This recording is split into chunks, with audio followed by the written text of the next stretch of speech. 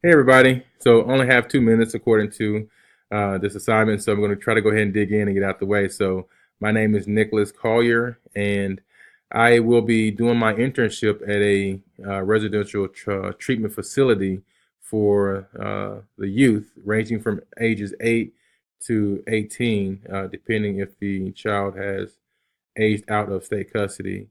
What do I expect from field? I expect to be able to utilize some of the things that we've learned in working with families and children, and just doing overall therapeutic work, um, using the different styles of therapy, um, learning how and when to use them, and being able to be a part of individual therapy as well as group therapy.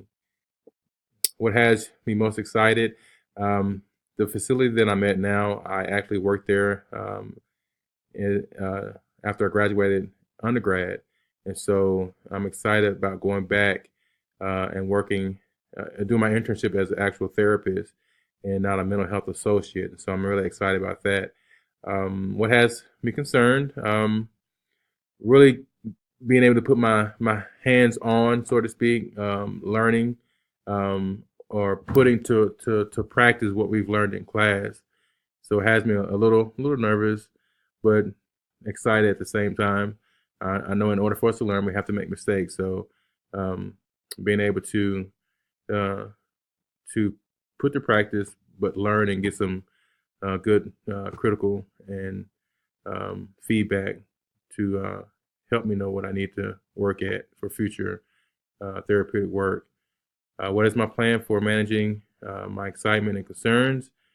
Um, well, being that I still work full time, uh, really sticking to my schedule and being on purpose about planning my day, I think will kind of help me to better fulfill this semester and hopefully to um, use this experience to do better for second year field placement. So I wish everyone the best, and let's get this thing out the way.